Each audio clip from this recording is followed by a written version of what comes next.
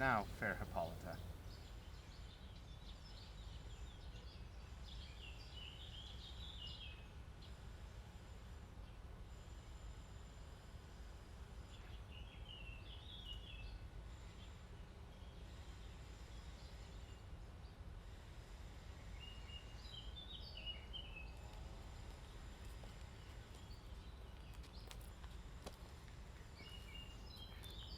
Our nuptial hour draws on apace. 4 happy days bring in another moon. But oh, methinks, how slow this old moon wanes.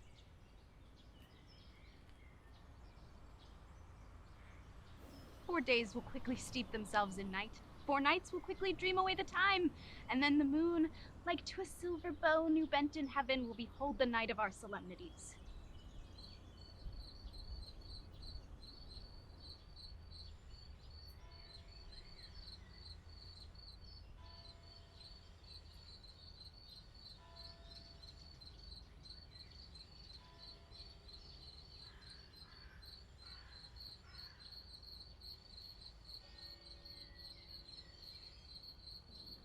Go, Philostrate.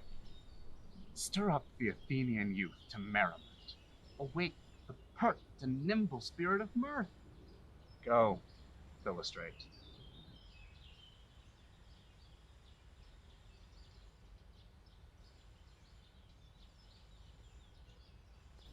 Hippolyta, I wooed thee with my sword and won thy love, doing thee injury.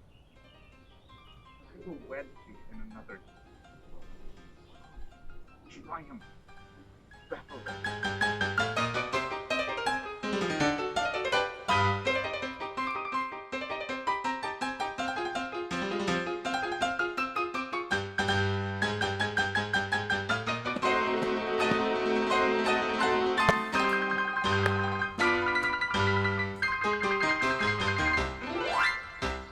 Full of vexation come I, with complaint against my child, my daughter Hermia. Stand for Demetrius. My noble lord, this man hath my consent to marry her. Stand forth, Lysander. And my gracious duke, this one hath bewitched the bosom of my child. Thou, Lysander, thou hast given her rhymes and interchanged love tokens with my child. Thou hast by moonlight at her window sung with feigning voice verses of feigning love, and stolen the impression of her fantasy. With cunning hast thou filled my daughter's heart, and turned her obedience, which is due to me, to stubborn harshness. And, my gracious duke, be it so she, not today before your grace consent to marry with Demetrius, I beg the ancient law of Athens, as she is mine, I may dispose of her, which shall be either with this gentleman, or to her death.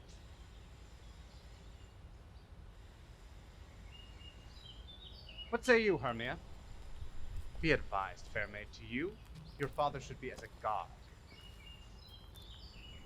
Demetrius is a worthy gentleman. So is Lysander.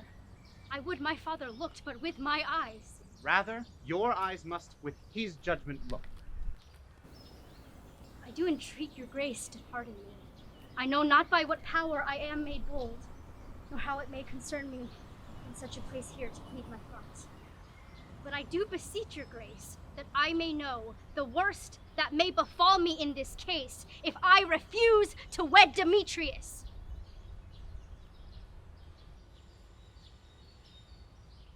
Either to die the death, or to abjure forever the society of men. Therefore, fair Hermia, question your desires. Know of your youth. Examine well your blood, whether if you yield not to your father's will, you can endure the livery of a nun. To live a barren sister all your life, chanting faint hymns at the cold, fruitless moon. Earthlier happy is the rose distilled than that which, withering on the virgin thorn, grows, lives, and dies in single blessedness. So will I grow, so live, so die, my lord.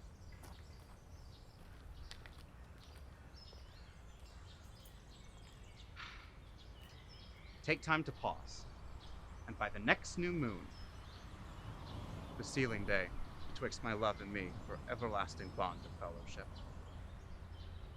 Upon that day, either prepare to die for disobedience to your father's will, or else to wed Demetrius as he would, or on Diana's altar to protest for austerity and single life.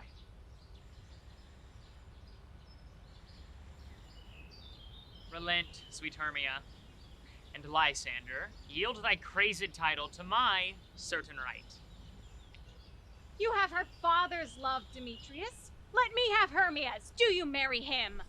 Scornful Lysander, true, he hath my love, and what is mine, my love shall render him, and she is mine, and all my right to her I do estate unto Demetrius.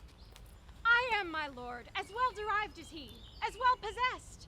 My love is more than his, my fortunes every way as fairly ranked, if not with vantage, as Demetrius. And, which is more than all these boasts can be, I am beloved, beauteous Hermia. Why should not I then prosecute my right? Demetrius, I'll avouch it to his head, made love to Nadar's daughter Helena, and won her soul, and she, sweet lady, dotes, devoutly dotes in idolatry upon this spotted and inconstant man.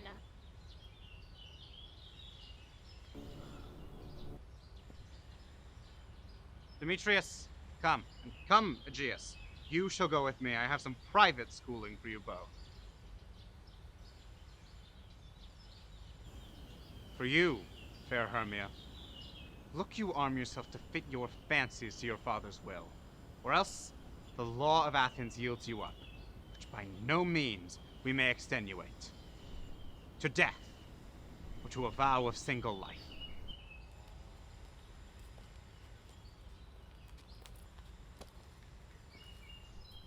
Come, my Hippolyta. Cheer, my love.